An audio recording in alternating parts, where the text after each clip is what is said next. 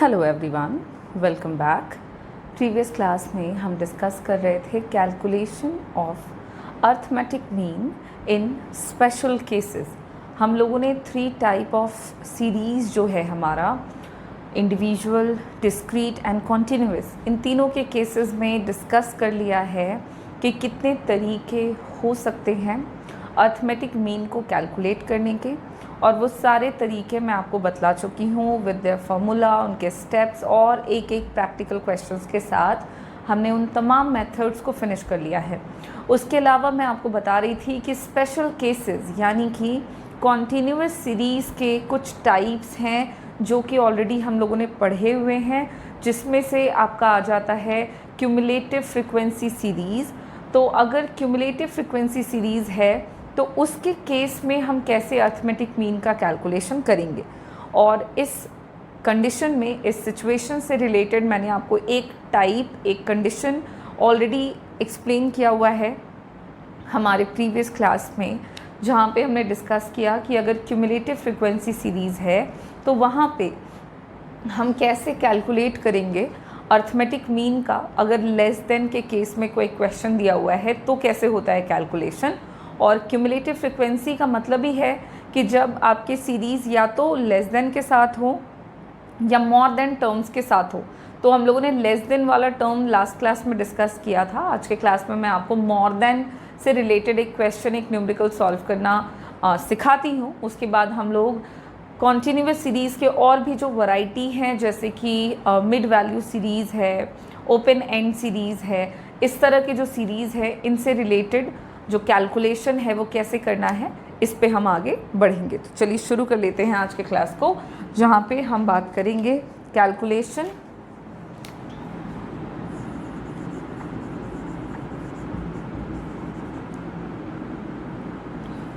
Of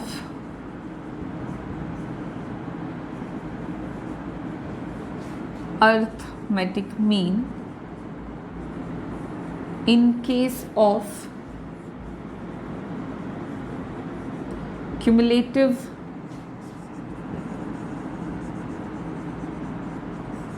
frequency series।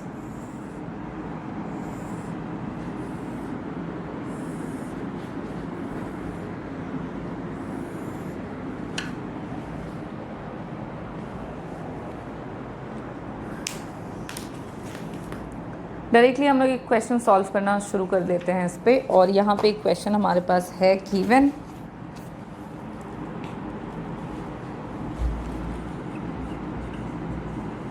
जहाँ पे दिया हुआ है following table shows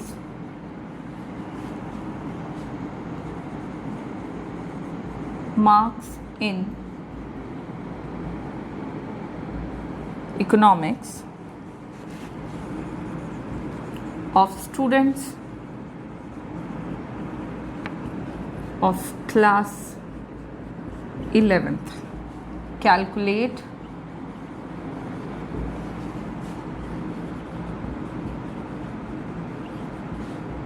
arithmetic mean. Use direct method. ठीक है, क्वेश्चन में आपको दिया हुआ है कुछ डेटा, और यहाँ पे आपको ये कंडीशन भी बता चुका है कि आपने यूज़ करना है डायरेक्ट मेथड को, और फिर उसकी मदद से आपको कैलकुलेट कर लेना है अर्थमेटिक मीन को। जो शेड्यूल बना हुआ है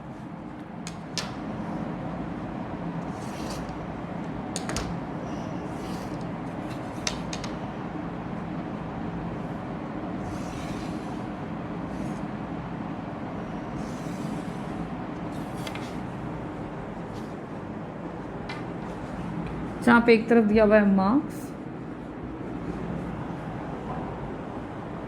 और अगले में दिया हुआ है नंबर ऑफ स्टूडेंट्स। ठीक है,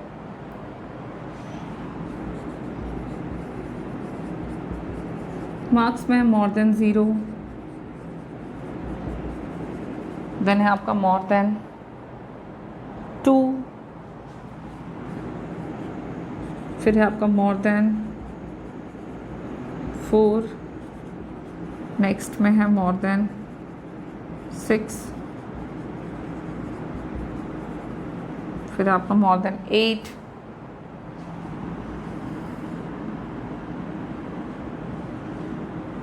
और जो नंबर ऑफ स्टूडेंट्स दिया हुआ है वो है 50, 45, 30,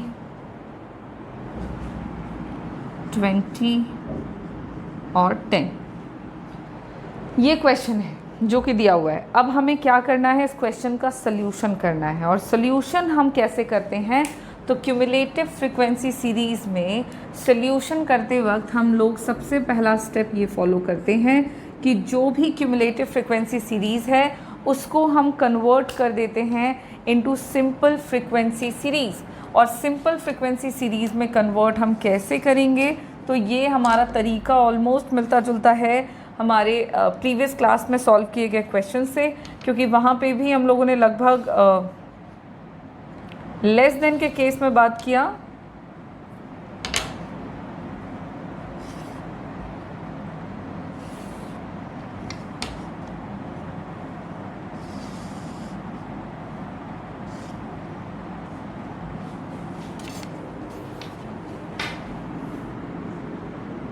ठीक है, अब यहाँ पे हम कैसे क्या करने वाले हैं, तो सबसे पहले आपको इस क्यूमुलेटिव फ्रीक्वेंसी सीरीज़ को कन्वर्ट करना होगा into a simple frequency series, जहाँ पे हम इस तरफ लिखेंगे मार्क्स और यहाँ पे हमारा रहेगा same number of students, but इसको सिंपल फ्रीक्वेंसी सीरीज़ में कन्वर्ट करना है। यहाँ पे लिखा हुआ है मोर देन ज़ीरो।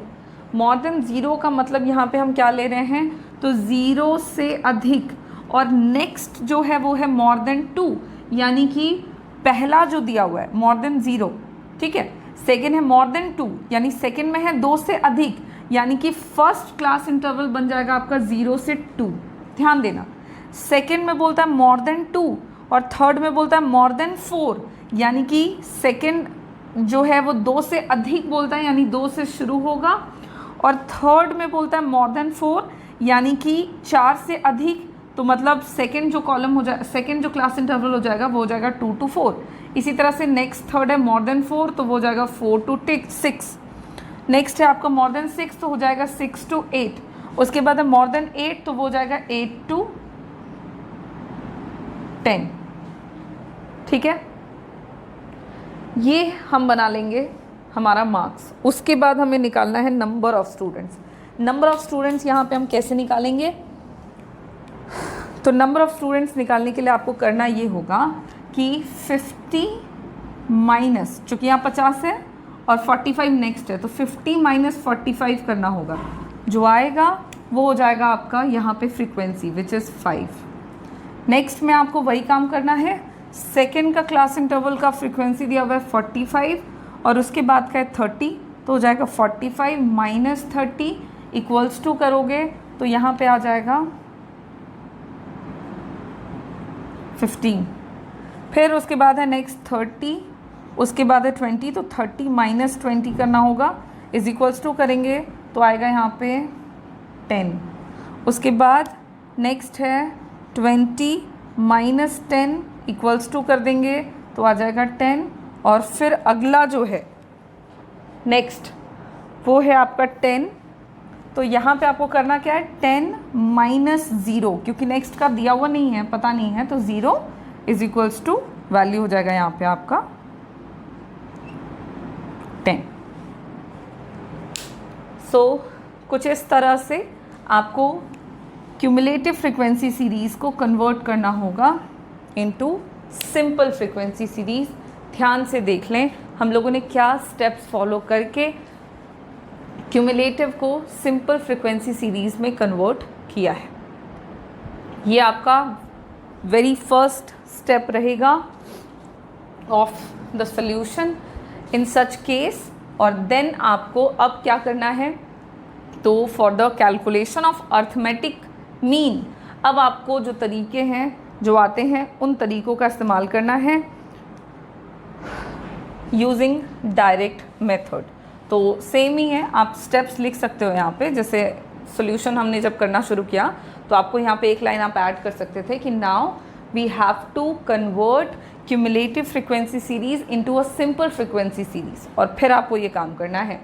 अब ठीक इसी तरह से जब हम कैलकुलेशन करना शुरू करेंगे तो आप ये लिख सकते हैं कि now we further use the method of calculation of arithmetic mean given below, इस तरह से। और उसके बाद फिर आप बना लोगे कुछ कॉलम्स, और डायरेक्ट मेथड का यूज़ करने के लिए कहा जा रहा है तो आप कुछ उस तरह से कैलकुलेशन जो है वो करोगे।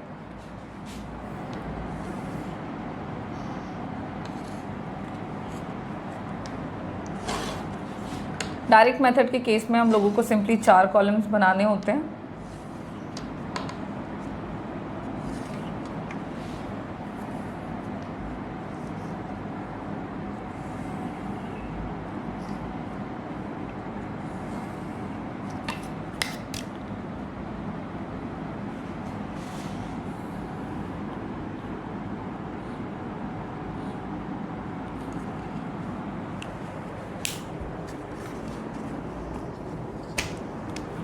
सबसे पहले कॉलम में हम क्या करेंगे, मार्क्स लिखेंगे।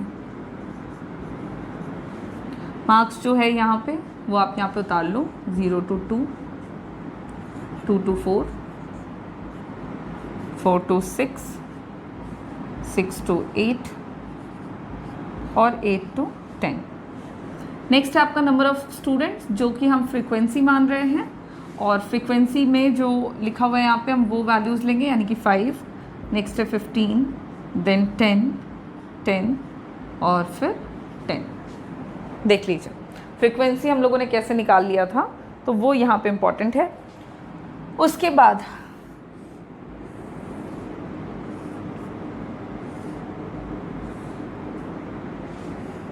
आपको करना क्या है, सिग्मा एफ फ्रीक्वेंसी का सम करना है आपको, सो दैट कि फॉर्मूला में आप ये यूज़ कर सकें।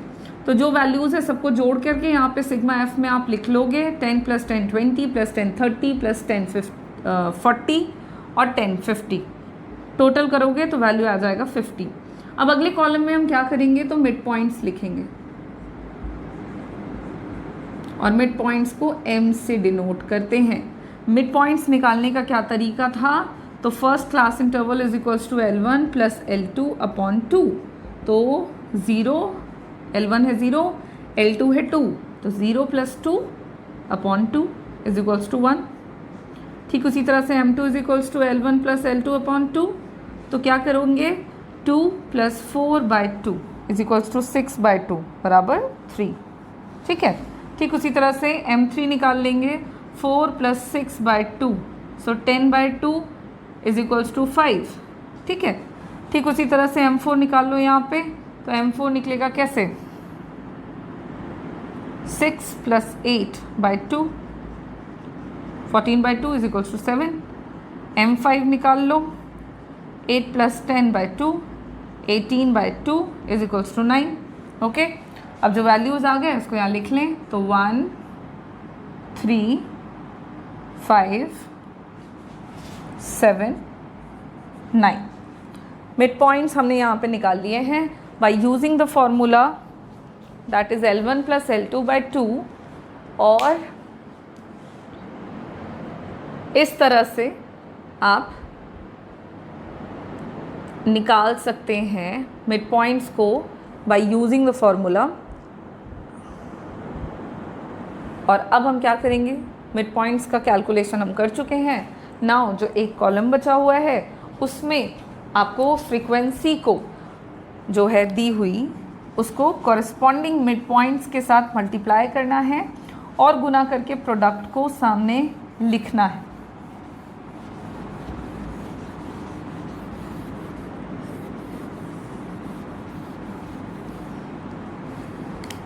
तो यहाँ पे हो जाएगा F × M, frequency into mid point. So 5 × 1 is equals to 5, 15 × 3 is equals to 45, 10 × 5 is equals to 50, 10 × 7 equals to 70, 9 × 10 is equals to 90।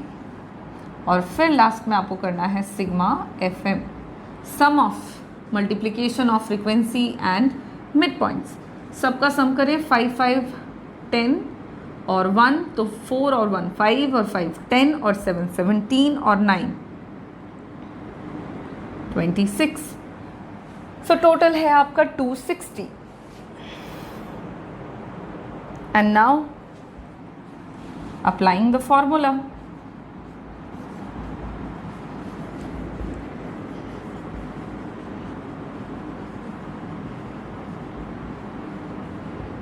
Applying the formula of arithmetic mean,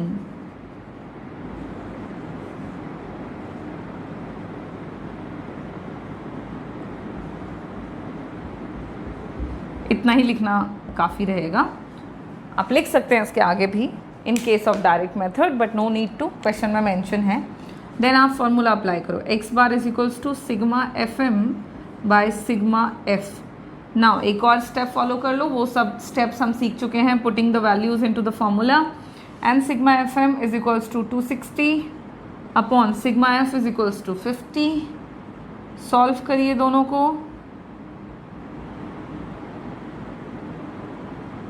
and the value is 5.2.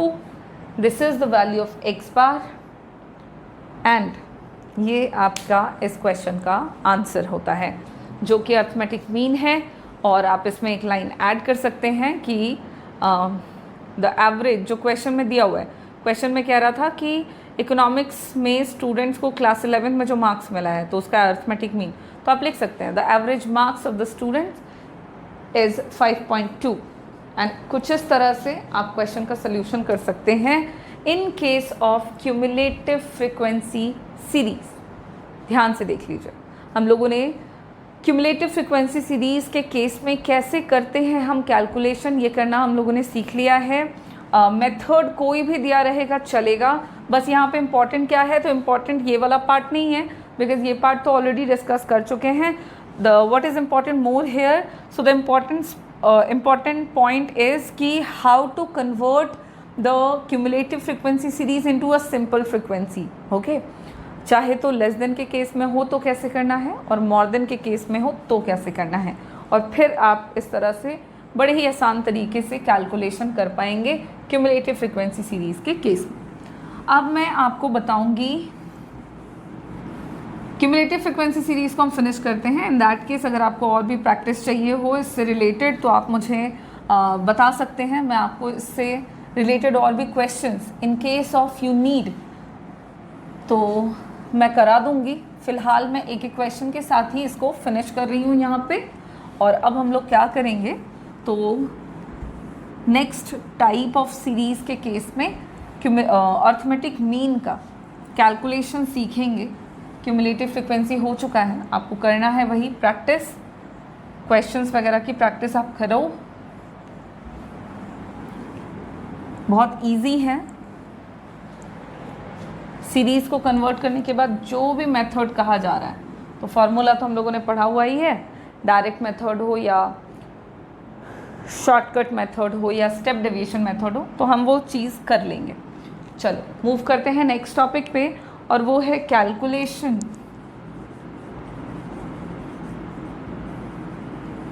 Of arithmetic mean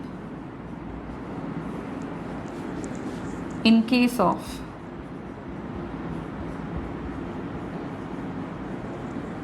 mid value series.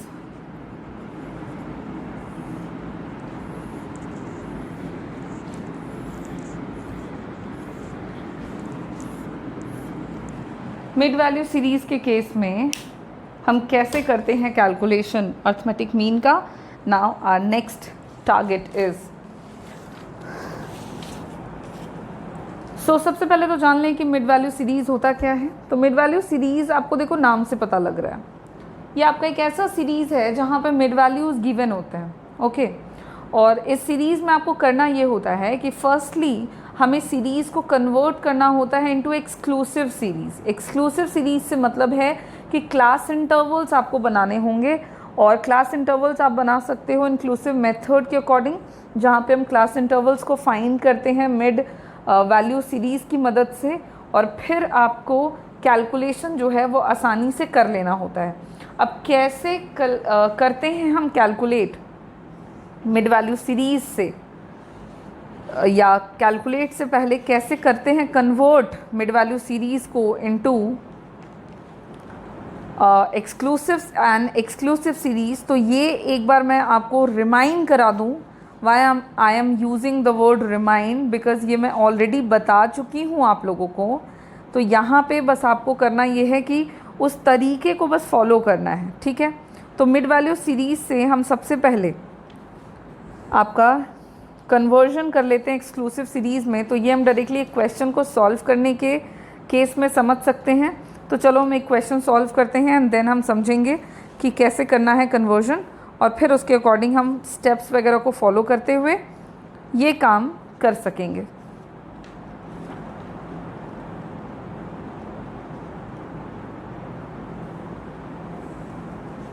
तो यहाँ पे हमारे पास एक question है जो मैं book से देख रही हूँ।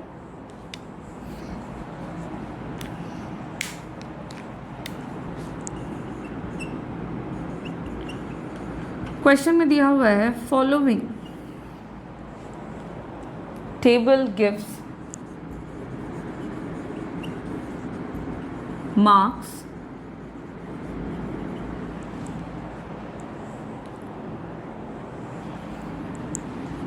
in statistics of class 11th, statistics of the students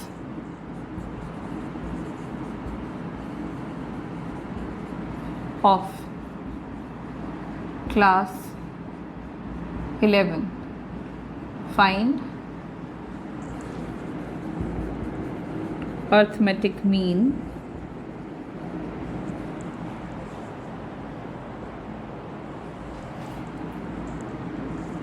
बस यहाँ पे कोई मेथड मेंशन नहीं किया है कि किस मेथड का इस्तेमाल करें, बस सिंपली दिया हुआ है कि मीन मार्क्स है और उसकी मदद से आप कन्वर्ट करिए उन सबको अर्थमेटिक मीन के साथ कैलकुलेट करें। और मार्क्स जो है वो कुछ ऐसा है कि मिड वैल्यूज़ दिया हुआ है और नंबर ऑफ स्टूडेंट्स दिया हुआ है। मिड वैल्यूज़ जो है वो दिया हुआ है आपका 5, 10, 15, 20, 25 एंड 30, और नंबर ऑफ स्टूडेंट्स भी है which is 5, 7, 9, 10, 8 and 6।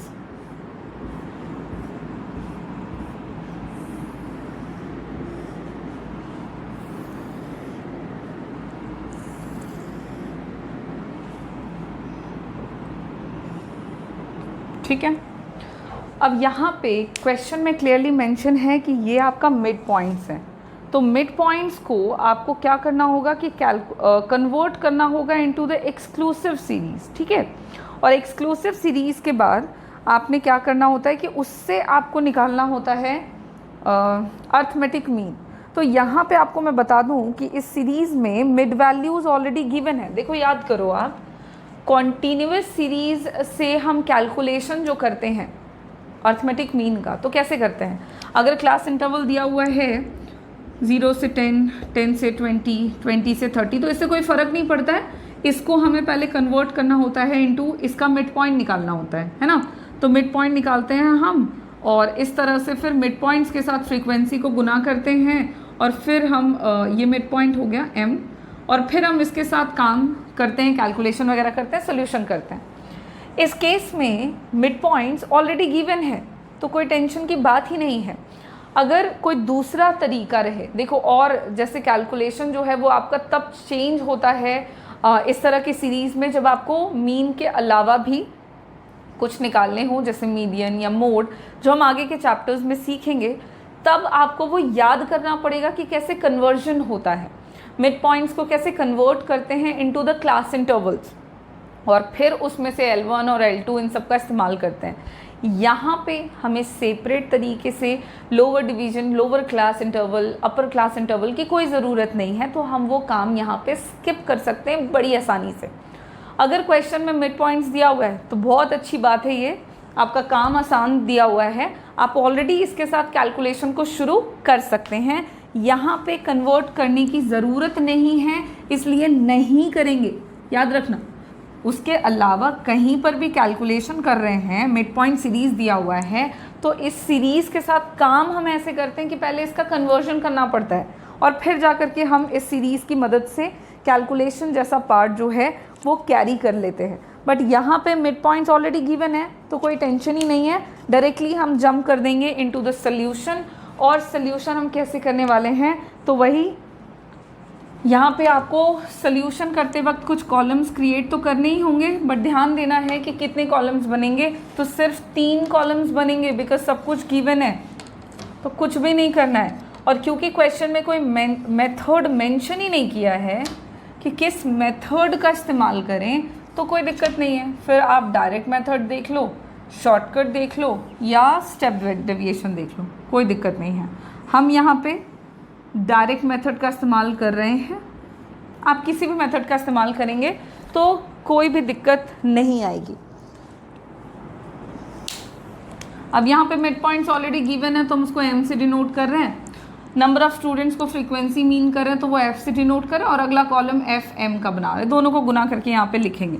Mid points देख लो, लिख लो 5, 10, 15, 20, 25 और 30।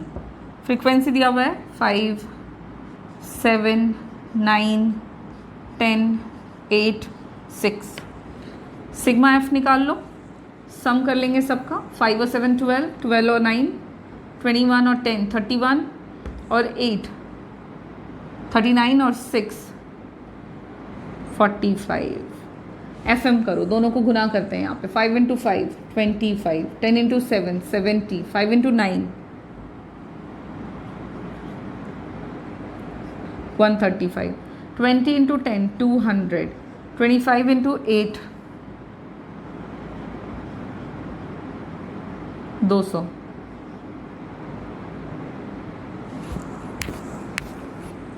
और 30 इंटू 6 180।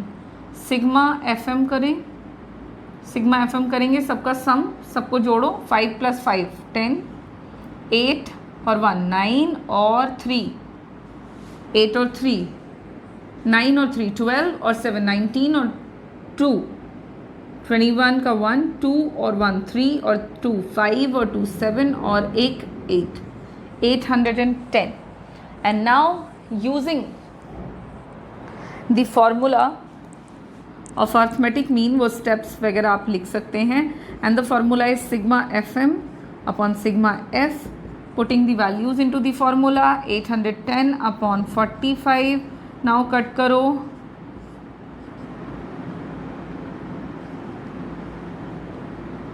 और फिर आप इसको डिवाइड करके पॉइंट में वैल्यू निकाल लें।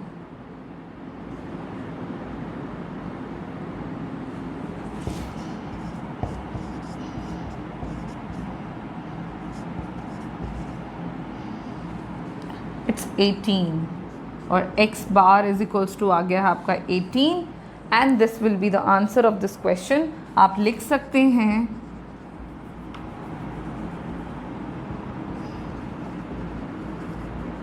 Arithmetic mean is 18।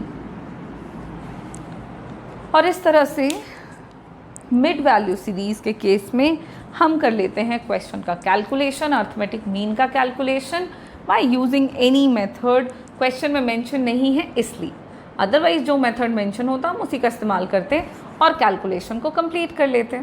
सो इसी के साथ हम आज के क्लास में हमने क्या क्या डिस्कस कर लिया है वो एक बार जल्दी से जान लें। तो हम लोगों ने देख लिया है कि क्यूमुलेटिव फ्रीक्वेंसी सीरीज़ के केस में how to calculate arithmetic mean. अगर लेस देन या मोर देन टर्म्स के साथ सीरीज़ में वैल्यूज़ दिया हुआ है तो सबसे पहले उसको कन्वर्ट करते हैं इनटू सिंपल फ्रीक्वेंसी सीरीज़, और फिर फार्मूले का इस्तेमाल करके according to the steps of arithmetic mean हम कैलकुलेशन कर लेते हैं एवरेज मार्क्स का या एवरेज वैल्यू का। उसके बाद हम लोगों ने मिड वैल्यू सीरीज़ के केस में भी कैलकुलेशन देख लिया है और ये बहुत ही सिंपल है बिकॉज इस सीरीज़ में हमें मिड पॉइंट्स की मदद से कैलकुलेशन करना होता है और मिड पॉइंट्स जो है वो चूँकि ऑलरेडी गिवन है तो कुछ अलग से काम नहीं करना पड़ता। यहाँ पे डायरेक्टली हम जो वैल्यूज़ दिए हुए हैं उसको फार्मूला में पुट करके और उसका कैलकुलेशन वगैरह करके फार्मूले में वैल्यूज़ को पुट करते हैं और अर्थमेटिक मीन का कैलकुलेशन कर लेते हैं। आज की क्लास को यहाँ पे मैं फिनिश कर रही हूँ। अगले क्लास में हम इसके आगे और भी जो वैरायटी के सीरीज़ हैं हमारे उनके केस में अर्थमेटिक मीन का कैलकुलेशन सीखेंगे। Thank you.